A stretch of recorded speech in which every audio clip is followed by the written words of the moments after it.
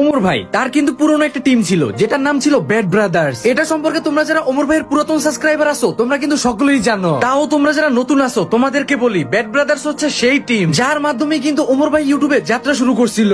এমনকি তার সর্বপ্রথম যে ভিডিওটা ভাইরাল হয় সেটা কিন্তু ওই ব্যাড ব্রাদার্স থেকেই। যাই হোক, কোনো এক কারণবশত তাদের ওই টিমটা কিন্তু ভাঙা যায়। তো হঠাৎ করে তার এক সাবস্ক্রাইবার ওমর ভাইয়ের সেই পুরনো টিম নিয়ে একটা প্রশ্ন করে, যেটা দেখার আগে তোমাদের কাছে একটাই চাওয়া, আমরা কিন্তু 5 লাখ ফ্যামিলির অনেক কাছাকাছি আছি। তাই যারা এখনো ফলো করে নাই কষ্ট করে একটু ফলো করে দিও। তোমরা যারা চাও গেমে টুর্নামেন্ট খেলে আর্নিং করতে, তাহলে যে কোনো ব্রাউজারে গিয়ে সার্চ করো গেম ক্লাব বিডি। ওইখানে তোমরা রাত দিন 24 ঘন্টার যে কোনো সময় সকল প্রকার টুর্নামেন্ট ম্যাচ খেলতে পারবা, যার প্রাইস গুলো কিন্তু অনেক বেশিই থাকে। ব্যাড ব্রাদার্স টিমের সর্বোপরি অভিজ্ঞতা কেমন ছিল?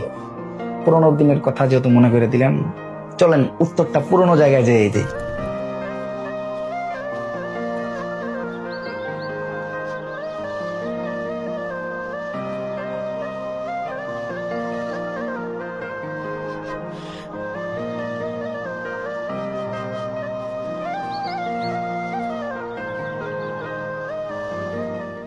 আর ব্যাড ব্রাদার্স এর সাথে আমার সর্বোপরি অভিজ্ঞতা, এটা একটা গোল্ডেন মেমোরিজ, গোল্ডেন টাইমস বলতে পারেন। ওইটাই ছিল আমার শুরু, ওইটাই আমার জ্বর। আমি যদি গাছ হই ওইটাই শিকড়। ব্যাড ব্রাদার্স নামটা যেহেতু আমার দেওয়া, একটা একটা কইরা টিম মেম্বারদের আশা, কে কিভাবে টিমের সাথে কানেক্ট হইছে, সবার শুরু ওদের সাথে আমার শুরু। ওদেরকে শিখানোর ফাঁকে ফাঁকে আমি শিখতেছি নতুন নতুন কন্টেন্টের নতুন নতুন ক্যারেক্টার। যেহেতু ওই জায়গায় সবাই ছিল আমার ভাই, বন্ধু, বড় ভাই, তো গোল্ডেন মেমোরিজ, গোল্ডেন টাইম। এক কথায় বলতে গেলে এটা একটা ইনলেস মেমোরি বলতে পারেন। ব্যাড ব্রাদার্সের সাথে আমার সর্বোপরি অভিজ্ঞতা একদম